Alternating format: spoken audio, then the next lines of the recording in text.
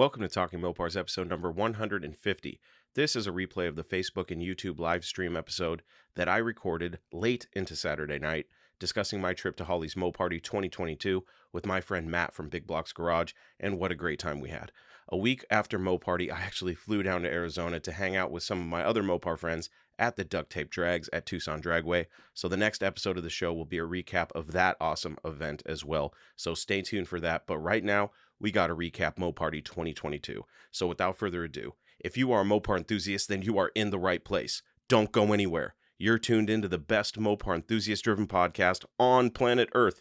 And I am your host, Chris Albrecht, better known as the Mopar Hunter, and this is Talking Mopars.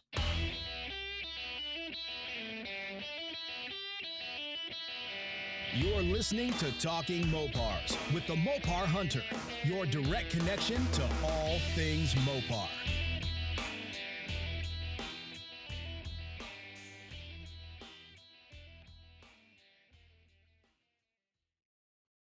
What am I doing at 1:10 a.m. on a and there goes my phone. Oh, cool, neat. Let's go ahead and mute that phone. I don't expect anybody to join me live, but I really didn't feel like getting Adobe on and all that fun stuff. Wow, there's 4 people in here already. You guys are insane. Almost as crazy as I am. It's been a while since I've been live, man. And I know I promised everybody a recap of Holley's MoParty, and I just haven't gotten around to it yet. I've been really busy between MoParty. So I went to MoParty, and the week after, I had a really long week at work, and then it was off to the duct tape drags. So I really wanted to do a recap of just Holley's MoParty out of respect for both events. So this episode, I don't know how long this is going to be, but it's going to be a recap of Holley's MoParty because it has become one of my favorite events of the year. So many events. Now I have 3 favorite events of the year. As far as going out and traveling. One of them is Muscle Cars at the Strip in Las Vegas, and that's happening in March. So that's my next stop. I'll be heading to Las Vegas for Muscle Cars at the Strip. Um, it's super late tonight. I got my Roadrunner home finally, so that's a whole nother story in itself. We might touch on that a little bit, but I really wanted to talk about MoParty. But like I said, so Muscle Cars at the Strip in Las Vegas, that usually happens every spring. That's a favorite of mine. Holley's MoParty in the late summer is now another favorite of mine.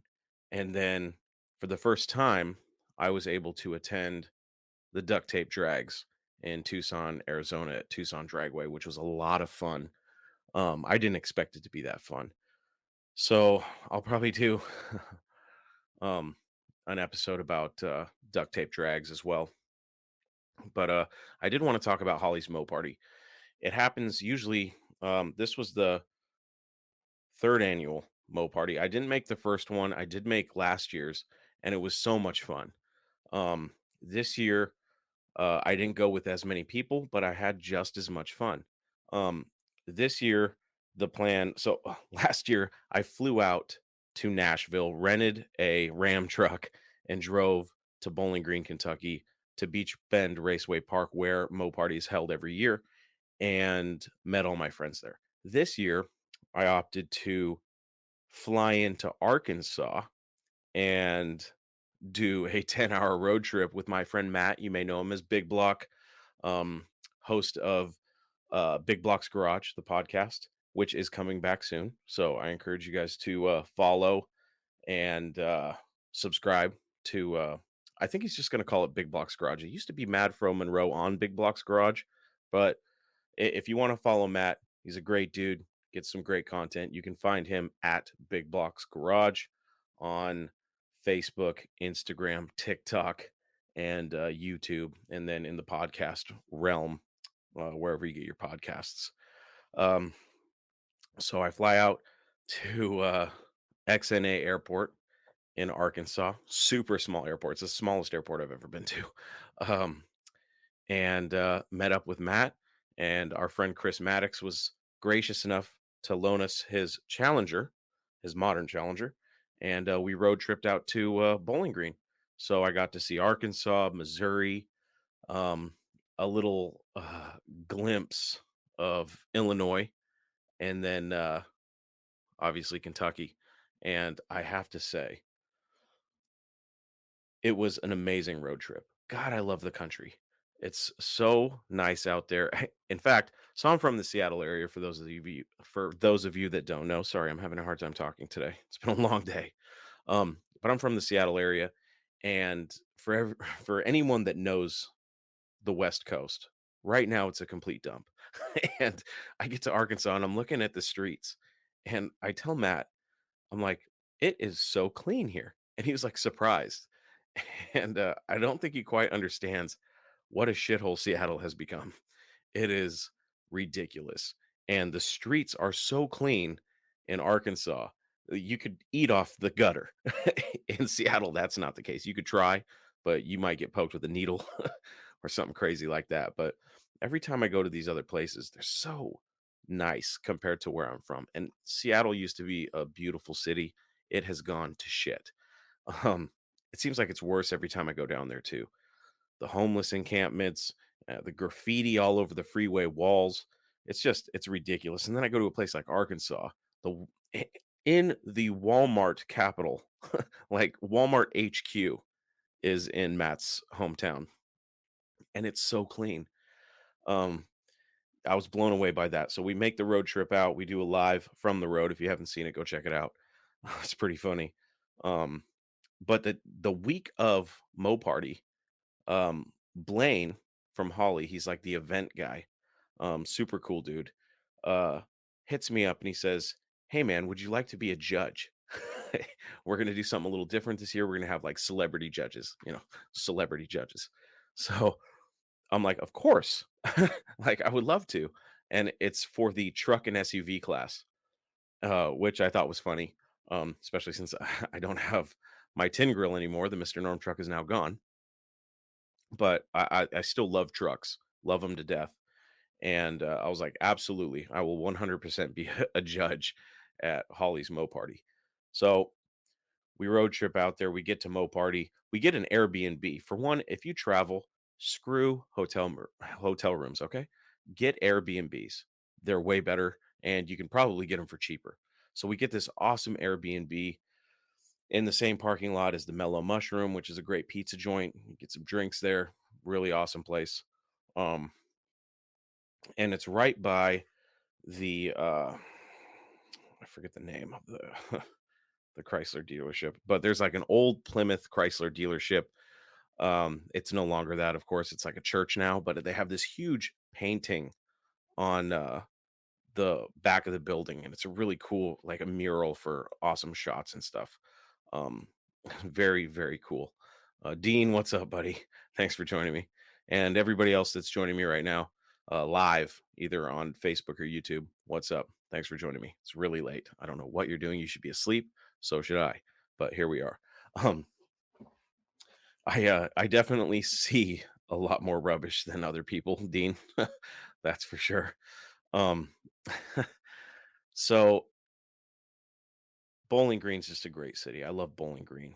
Um, it's the second time I've ever been to Kentucky, and it's just a great little college town. And Beach Bend Raceway Park is a great venue for an event, especially one like Mo Party. And this year was a little bit different because they had an off road course, like an off road challenge. Really cool to see some Ram TRXs out there just doing work. I really wish I would have got to spend more time out there at the off road portion of the event, but this event, I came to the realization this year because last year I had a really hard time going live. The connection wasn't good. This year, the connection was great. So I did some live video, but it's tough because I go on these trips to these events, and I I go. It's work for me. I make money doing this kind of stuff, and it's not a lot, but sometimes I can make enough to pay for the trips. Um, so it's hard for me to really just take in the event and really enjoy it for myself. I mean, I do, but I know if I wasn't concentrating on content that I could just go and enjoy myself, talk to people like I usually do, but just on a different level. And it's really hard to concentrate on creating content when I'm going there to have a good time. And I went there, did a bunch of lives, did a lot of 30-second reel content. Um, but it it's just one of those events where you have so much going on that it's hard for one person to cover everything. And that's what I've been running into lately. It's coming to the point where I'm like, I need to build a team. I need to have like a team of people with me, but I just can't afford that yet. So I'm in this weird area, this weird gray area where I'm like not big enough to have a team to help me, but also there's too much content for me to get it all myself. Again, the biggest disappointment for this year's Holly's MoParty was that I just didn't spend much, if any time at all on the drag strip, which is crazy because I love drag racing, but I also love car shows and I love talking to the people. I love the swap meet because Holly's MoParty, you get okay, so they had the new off-road course this year. You have a giant swap meet, you have a giant car show, you have Dodge thrill rides, um, uh, why am I cones. They have a racing course where like you can do time trials and stuff on this big pad. They have a General Lee jump. They have where they jump a General Lee car. Um and what did I say? Thrill rides. They have the road course, obviously the General Lee jump, the drag racing. The pits are huge. So there's just so much to see. And it's man, it's just a crazy event. They obviously have a vendors midway as well. Um, so there's just so much to take in. And the car show, especially this year, it wasn't a burden. I was honored to be a judge, but it really did shift my focus a little bit because I had to concentrate on checking out all the trucks. And thankfully, my taste in trucks is very, very wide. I love the modern trucks. Obviously, I love the classic trucks from the swept lines and the old pilot house trucks and stuff to the tin grills. And then first gens are awesome. And then you got second gen Rams and then everything past that. So many trucks. There was like five that I really enjoyed, including, I'm sure you guys have seen it if you've been following my content, the A100 with the legitimate Superbird wing. Okay. The wing on that thing is worth 10 of those trucks. um, that was so off the wall. It was ratty, but it still had some personality, total street machine vibe, with a real Superbird wing. So, of course, me being me, I was like, that's definitely in the top five. There was also a really cool swept line that was, it was different. Normally with swept lines these days, you see a lot of modern Hemi swaps, which is really cool. I love modern Hemi swaps, obviously. Um, but this one had a 440 out of an A12 car. The six pack was taken off of it, but still, nonetheless, it was a 440 from a six pack car, a legitimate A12. Very cool truck, very well done. It wasn't flashy like you see a lot of trucks that are like bright blues, bright reds, greens, things like that. This one was there's like a a desert sand color that Mopar came out with recently and it looked really good on the truck, black wheels. An amazing truck. So that was definitely in my top 5. There was a beautiful little red express. The truck was gorgeous. It was on Keystones. It looked amazing. There was another first gen Ram that was a Utiline, had some beautiful, gorgeous stacks on it, and giant custom cut slotted aluminum wheels. They were absolutely phenomenal. That was another top truck. And it was really, I thought it would be easier to be a judge. But the problem is, you want to make everybody happy, but you also want to make a good pick. And I just couldn't get past how clean that swept line or that swept line. The swept line was clean, and it was probably my second pick. It was probably second place. Third place would probably go to the I'll call it gunmetal gray first gen Ram, um, with the custom slot wheels. But the Little Red Express was just so clean. It had the cleanest tin grill I've ever seen. Amazing. Just so many cool trucks, man. It was really hard. And then, of course, while I'm judging, I'm going, "Hey, man, are vans included in that?" Because they didn't have a van class, but my friend Sean Thomas, you may know him as Sean Fat Guy or Fat Tire Guy Thomas. He's got the yellow submarine, the Moon Eyes Hot Wheel tribute van. I've been wanting to see that thing in person for a long time. And so I get back word from the Holley guys that yes, vans are included in the truck and SUV class, which I wish that had been clarified a little bit earlier. And I really, you know, Sean's van is just so cool. And you guys know me, I'm a van guy. Well, I'm also a tin grill truck guy. So it's like, oh man, they really made this hard. So obviously Sean's van was up there in the top five. Um, just a really hard pick, but when it all boiled down to it, I got in touch with the head of marketing at Holley, and he wanted to see my picks. So we went around on the golf cart, and I showed him all my picks, and I showed him the little red, and he agreed that it had the story. It was a beautiful truck, and it fit the bill for first place, and it looked really good on the trophy parade because they did a little parade around the burnout pit because that was another event that they had, a giant burnout contest, um, which was a lot of fun too. But yeah, the Little Red Express, I just couldn't get over that truck. As the way I decided to judge was like you go to those shows and they have like the judging forms and you go through and check all the boxes and score it. Basically, that's not the way I judged. I judged based on if I had to take one truck, SUV, or van home with me, which one would I take home? Which one would I put in my garage? That's how I judged um, the trucks, vans, and SUVs. And that Little Red Express would have went home with me. I'm also a huge fan of Little Red Express trucks, and I would like that to be my next tin grill. But um, it was just so nice. So make my pick. Um, and I'm trying to get, like I said, I went there with the intention to get a bunch of content. I was able to do a bunch of lives. So if you haven't seen the live streams that I did from the event, you can go check those out. Pretty fun. Um, but just an amazing event. God, I love that show. It's just so cool. There's nothing better than an event. Like I kept calling it a car show, and it's really not just a car show. It's an event because they have so many events within this event that it just makes it. There's just too much to do. There really is. You got drag racing going on. You got the tire squealing, people crushing cones.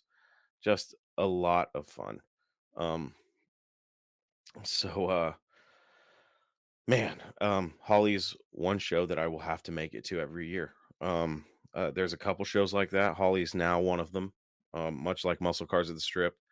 I love Vegas. And I love that event.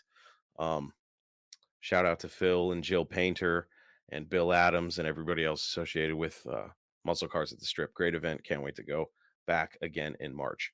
Um, but back to Holly's Mo Party.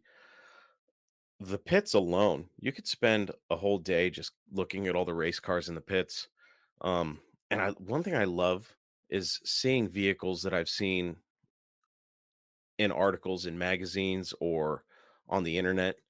The internet has made it really fun because you see all these different builds, and if you get a chance to see them in person, it's just so much fun. Like there's a 73, I believe it's a Roadrunner. It could be a satellite clone to be a Roadrunner, but it was just murdered out. Had a Gen 3 Hemi in it with the, I think it was Pro Charged, if I remember right. It was either Pro Charged or Supercharged. Um, that's another thing. It's hard to keep track of all the vehicles you look at too. Um, but that thing was gorgeous. And next to that was a 70 Challenger RT, original V code car that was a drag car, which I respected a lot. There was a lime green Superbird drag car. Of course, it was a tribute, but still, it was a wing car drag car, which is awesome. That was another one of my favorites.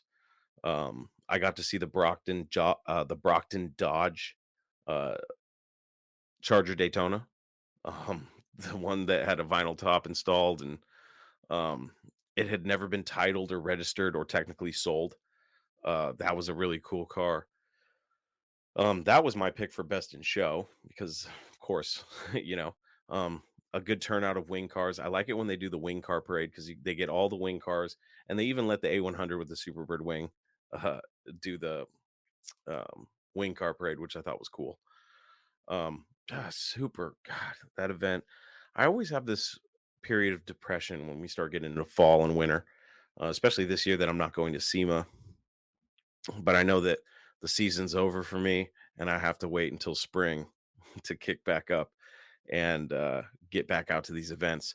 But there is, I haven't talked about this publicly yet, but there is, I am doing one more trip, and I don't want to go into too many details right now.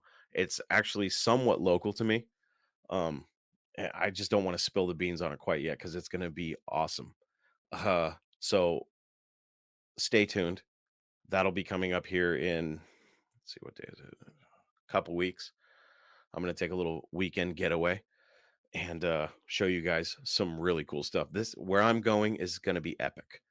I know a lot of people have covered it, but you haven't covered it like I have. So it's actually I'm calling it a 2-for-1 trip because I'm planning on hitting 2 special Mopar destinations.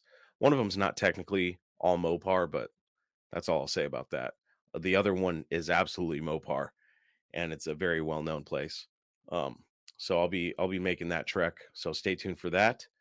Um, but back to MoParty, what an awesome event! If you guys have a chance, even if you have to fly into Nashville or somewhere and rent a vehicle to drive up to Bowling Green and check it out, it is an amazing event. Everybody's cool there. I actually got once again. One thing that I love is when I go to these events and I see people wearing my Tin Grill shirts that they got off Amazon because I don't really advertise them anymore. So seeing these people and talking to them and finding out that their wives bought these shirts for Christmas or their birthdays is just awesome. So when I see the shirts that I've made being worn by people and I walk right by them, they don't even know that I'm the guy who created the shirts. Very, very cool. Shout out to all the people I met at Holley's Mo Party.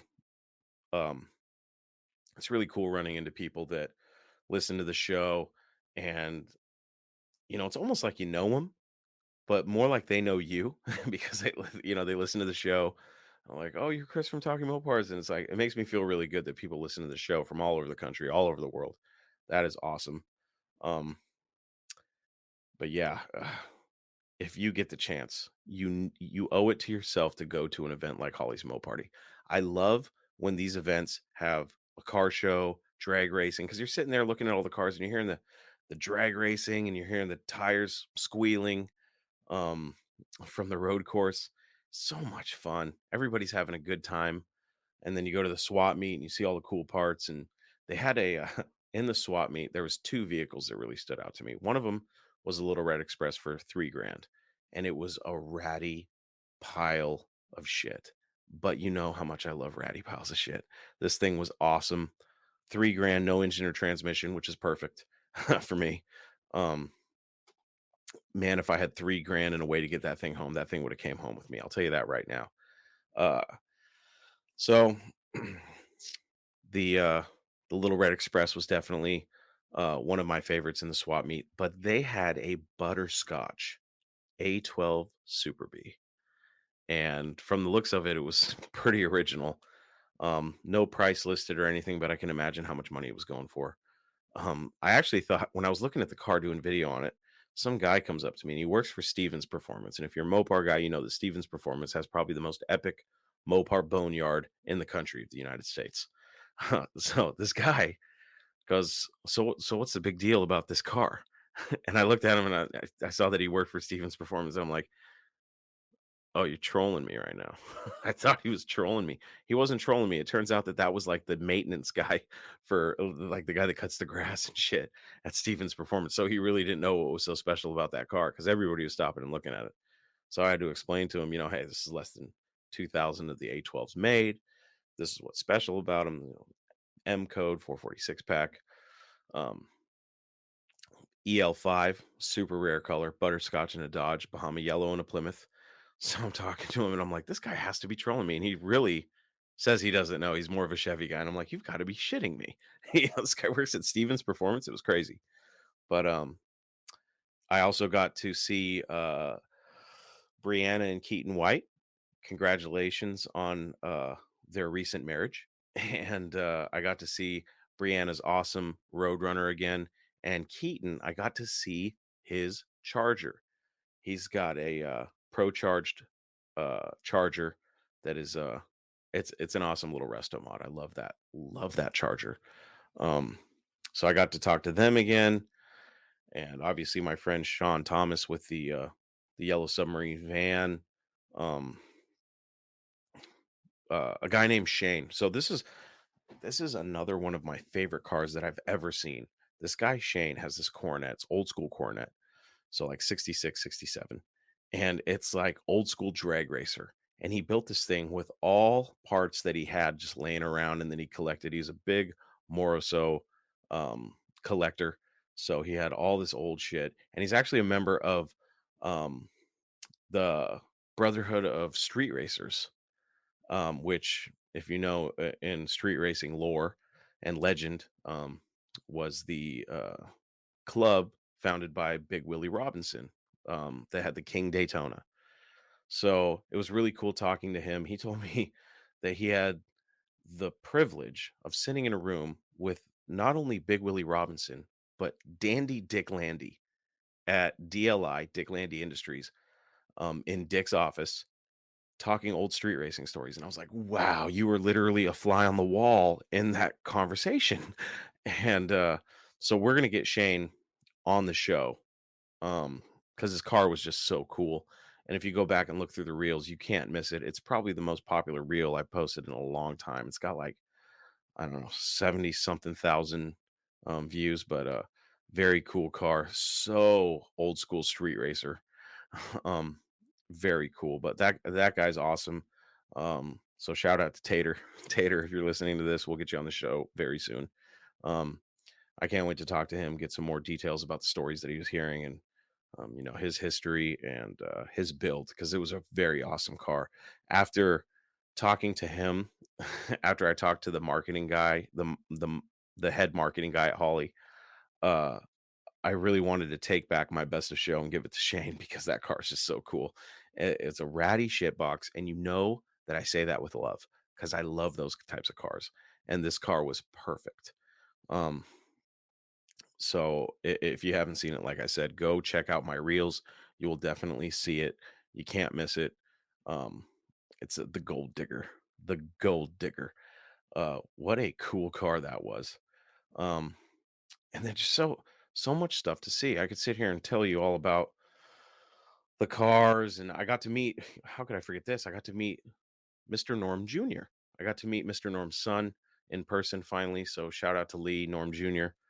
Super nice guy. He was the first person that I almost felt embarrassed telling him that I traded the Mr. Norm truck, because I had this dream of wanting to take the glove box off, and since I couldn't get Mr. Norm to sign it, to have Norm Jr. sign it. I thought that would be really cool. If I still had the truck, I probably would have did that. But I felt embarrassed telling him, "Yeah, I know, I traded the truck," and he already knew. But I just felt like I had to, say it again to his face. But super cool guy, couldn't be nicer. I met his wife. Um, just really cool. I'm so happy that he's keeping his dad's legacy alive. Um, and as you can see behind me, if you're watching this live, I do still have all my Mr. Norm's memorabilia. I could not give that away with the truck. It's just so cool. I even have a really cool print of Mr. Norm's dealership. It's like a painting. Super cool. I need to put that up on the wall. But also got to run into my buddy Tommy Marauder. And one drag race that I did get to see is I got to see him run a low 10-second quarter mile in his 1320 on nitrous, which was a lot of fun. So shout out to you, Tommy. We got to get him back on the show. Um, Gosh, just what a fun event. It's one that I like. I can't say this enough. It's just one that I can't miss anymore. Um, Plus, Holly is so hospitable and gracious to me. I get a media pass when I go, so I get access to certain things that regular spectators don't. So I get a little closer to the action, which is a lot of fun. I'm um, right on the wall on the other side of the fence for the burnout competition, which is awesome. I got some really cool footage of the General Lee jump, um, and the aftermath, especially. I got to get up and close to the car and see what kind of damage happens to this thing when you send a 69 Charger on a Crown Vic chassis 20 feet in the air off of a ramp and have it land. The cage popped through the roof. It was just mangled. This thing was absolutely mangled, blew out the radiator, and they fired the car up and drove it away. Tires blew out on it. Just awesome. Carnage. Loved it. And it's like, the body of a 69 Charger had to die, but you can construct one of those out of AMD sheet metal. So seeing we'll call it an AMD Charger on top of a Crown Vic just get destroyed was pretty fun. Um, but the aftermath, looking at the car up close, it's like, geez, these things get hammered. Um, but that was really fun. Um, the only person I ran into that I really didn't care for, and I know you guys are thinking about the guy that I like to talk shit about. The one guy you will hear me talk shit about. We won't talk shit about him today, but there was one guy that was monitoring the staging lanes, and I tapped him on the shoulder to ask him a question, and it's not like he was busy at that moment, and he completely ignored me, and I was like, "Wow, what a dick," you know what I mean? But other than that, everybody was super nice. Um, and I actually, so Matt and I, because I had Big Block with me, shout out to Big Block. We stopped at a little they have like food trucks and stuff, so we stopped to eat it and get something to actually we stopped to get something to drink because we were parched. It was hot. Um and I pulled my GoPro out of my back pocket and I set that and a portable charger and a cord on the picnic table. And after we were done drinking our sodas and waters, I got up and I left that thing there. I left my GoPro and walked away, and I didn't even notice it for, like, an hour, and I was like, "Oh, shit." We went out to get lu so we get something to drink, we go out to get lunch, and I go, "Oh, shit. My GoPro's gone." And, I go back, and, I'm like, "Where the fuck did I leave it?" And I go back to the picnic table where I know I left it, and it was gone. I was like, "Shit." So I was super depressed, and then, I asked one of the one of the people at that little food truck, "Hey, has anybody turned in a GoPro?" And one person said no. And excuse me. I turned around to walk away and I knew there was multiple people because it was like three different trailers, food truck trailers. So I went up to the other one that was directly in front of the picnic table and I said, "I'm sorry, excuse me, did anybody leave a GoPro by chance?" And the girl goes, "Yeah." And she grabbed my GoPro and the portable charger and the cord and gave it back to me. So I was like, wow. So whoever found the GoPro, thank you very, very much. You wouldn't have gotten much cool stuff on it, but it was just nice to know that somebody turned it in. They could have easily have pocketed it. It didn't have my name on it or anything. And if they would have played the content, they would have just heard my voice. So it probably would have been long gone. But some awesome, I'm guessing Mopar enthusiast saw that somebody left their nice GoPro and their little handle and stuff for it, and turned it in to be collected by the owner, who's me. So shout out to that person. Thank you very much. Um, I if that person comes forward and you can tell me where I left it, what food truck, I'll give you $100. That's how much I appreciate you not stealing my. Well, I guess you wouldn't be stealing if I leave it there like an asshole. You know what I mean? So it just it made me feel really good to be part of the Mopar community that somebody would turn a GoPro in that was otherwise, you wouldn't have known it was mine, you know. But they were cool and they turned it in. So thank you to whoever you were. But Holly's MoParty, we ended up road tripping back, obviously, 10 hours, which is, it goes by really fast when, one, you're not driving, two, you're just having a great time. And Matt is a hoot. He is hilarious. He's a great guy, funny as hell. One of the most naturally funny people I've ever met in my life. And one of my best friends in the Mopar community. Thankfully, that's one thing I can never stop saying this enough. all the friends that I've made in the Mopar community, all super cool people. And I don't know, I feel like anywhere in the country I go, I've got a friend. So it's really cool to meet all these people. And especially the people, for those of you listening or watching on Facebook or YouTube, there's a lot of people that I feel like I know that I've never met in person. And when you get to meet those people in person, shake their hand, hang out with them, um, nobody's ever disappointed me. So it's just really a humbling experience, and I just feel very grateful um, to have so many cool people. You know, Dean in the chat says Holly will always be the most special company, no matter what happens. Company support and backup is so important, and great businesses are important to keep in the USA. Holly gets a lot of flack from people because they're a corporation, and they buy up all these little companies, and they put them under their umbrella, and a lot of people don't like that. I have never had a bad experience with Holly, especially the people. They're super nice. They treat me well. This year, I felt a little bit more welcomed than last year because last year I was kind of like who are you again? I was like, Chris from Talking Mopars podcast. So now it's like, uh, they recognize me and they know who I am now. So it feels really good to be part of that in a weird way. I feel like I'm not part of the Holly family. I'm like a second cousin. It's just nice to be welcomed by a company and their people, and it was an honor being a judge for Holly's Mo Party. I hope they ask me to be a judge again next year. I will absolutely do it. Um, and hopefully next year, Matt and I get all of our other friends to join us again um, out there. It's just tough when you have, I would love to have all my Mopar friends at an event and just party hard. That would be fun because anytime you go to these events, like I was walking around and people are just handing me beers. You know what I mean? It's like I'd be talking to somebody and someone would come up and just hand me a beer, a cold beer. And I'm like, this is great, So shout out to God, I wish I'm also horrible with names, which really sucks. But I I I ran into so many people and actually during the burnout competition, and forgive me, dude. It was really hard to see, but on the other side of the fence, and there's like a little lull in the action, and I hear Chris.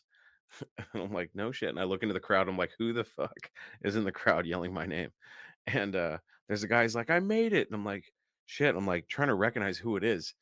And the problem with the internet, especially on Facebook and stuff, is like you see people, but you see this picture of them that's like that small, super small. So a lot of the people like you don't recognize, and I feel like a piece of shit when I don't recognize somebody. So if we're ever at an event and you see me and you go, "Hey, Chris," and I don't know who you are, don't feel bad. I wish I did. And if you tell me and give me something to like car or something, I'll probably remember you better that way than by name. Um, but I appreciate each and every one of you and all the people that meet me at the shows and stuff. It's just a lot of fun.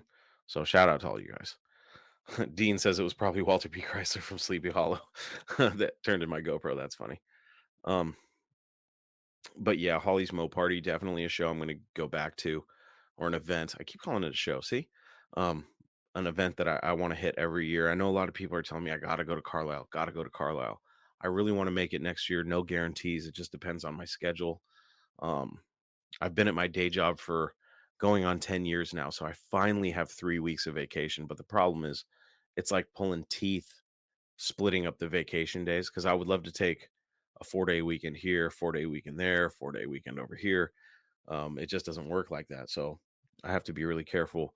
And now I have 3 events that I will not miss: Muscle Cars at the Strip in Vegas in spring, Holly's Mo Party at the end of summer, and now Duct Tape Drags is that was an event that really caught me by surprise because I've heard from so many people. Obviously, Johnny Mopars told me about it. Um, my friend Ruben from Muscle City Madness has told me about it. So I keep hearing from people that that's a great show to go to. And I'm kind of like I don't know, I feel like I've been shunned by Motor Trend a couple times.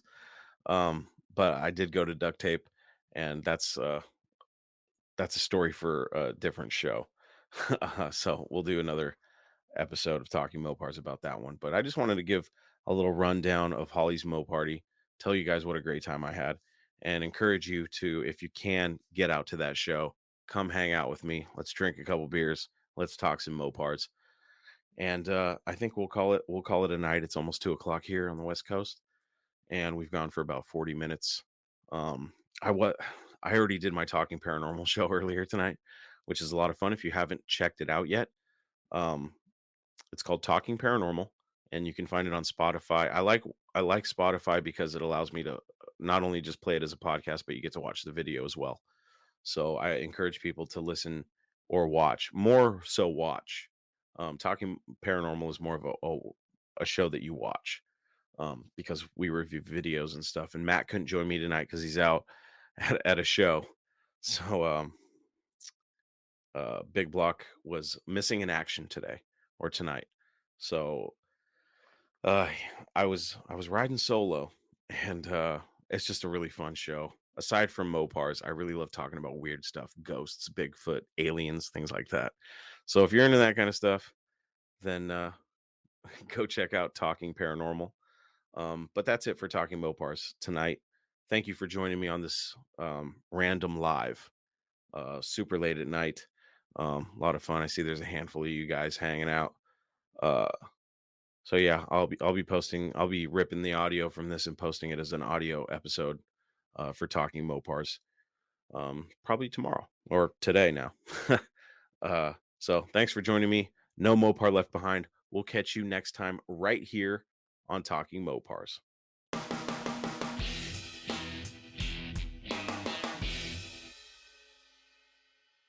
There you have it, my friends. Another episode of Talking Mopars is in the books. For everything you need to know about the show, you know where to go, talkingmopars.com. And you can reach me by emailing chris@talkingmopars.com or by leaving me a voicemail on my voicemail box at 209-28-MOPAR, and you just might get to hear yourself on the show. So keep sharing those Mopar stories with me and anything else that is on your Mopar addicted mind.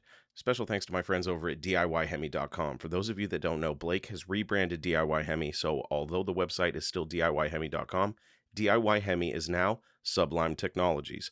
So if you've been considering swapping a modern Gen 3 Hemi into your classic Mopar, then reach out to Sublime Technologies, get a hold of Blake, and tell them that I sent you. Blake has supported me from the beginning of this show, and I also support him in his mission to Hemi swap the world. Also, don't forget how important it is to keep your Mopar protected from the elements. If you need protection for your Mopar, don't wait. Head on over to TalkingMopars.com, click on the Affiliates tab, and go get your Mopar covered today. Before we shut this podcast episode down, if you want some Talking Mopars merchandise like t-shirts, hoodies, stickers, and more, check out the merch shop on TalkingMopars.com. I'm working on some new merch now, so I will let you guys know when that new gear is available. One final thing, if you'd like exclusive bonus episodes of the podcast as well as exclusive bonus videos, they are available only to my Facebook subscribers. Become a Facebook supporter today and get immediate access to those benefits. You can do that by going to Talking Mopars Podcast on Facebook and clicking subscribe. That's it, my friends. Until we talk again, I am your host, Chris Albrecht, and that was Talking Mopars.